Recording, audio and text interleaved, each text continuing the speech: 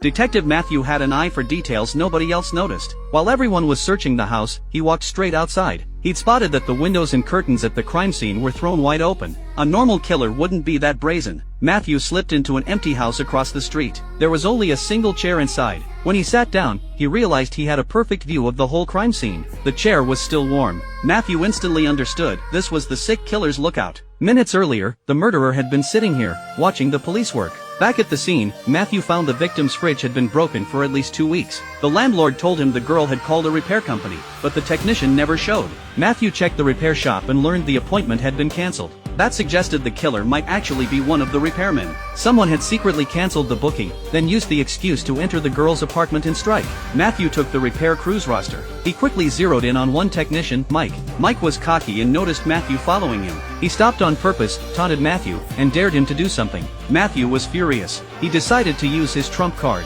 After Mike threw out his trash, Matthew slipped the bag away to search it for clues. He found a half-eaten pizza and sent it straight to forensics. The bite marks matched the victim's teeth closely, the lab said. It wasn't definitive proof, but it was a lead. So Matthew moved to bring Mike in and interrogate him hard.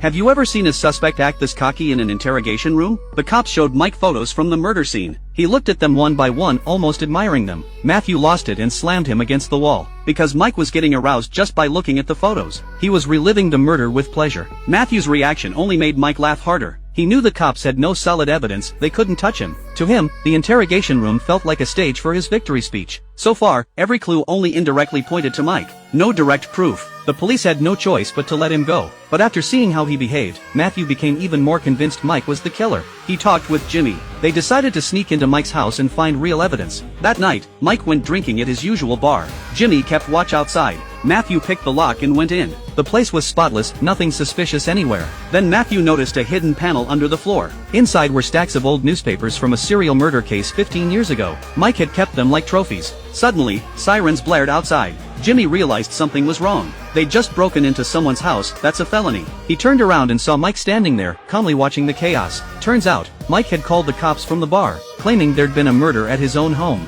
Dozens of officers swarmed the place. Matthew had to climb up to the roof to escape. Mike was too smart, too calculating. Matthew and Jimmy had no choice but to keep tailing him. But out of nowhere, Mike showed up to find Jimmy. He said he wanted to turn himself in.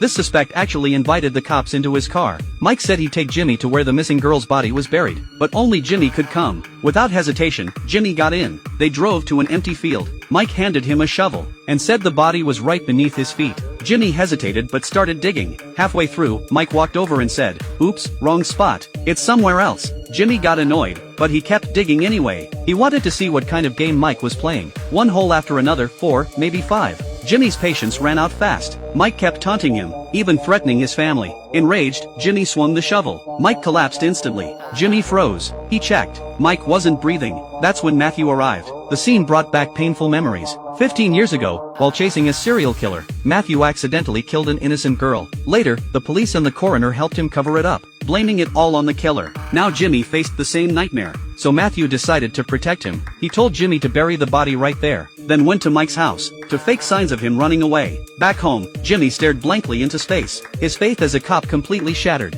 Days later, a letter arrived from Matthew. Inside was a red hair clip, the same one that belonged to the missing girl. Jimmy finally felt peace. So Mike really was the killer. Or was he? When Matthew burned Mike's belongings, he tossed in a brand new pack of hair clips, and there was one red, one missing.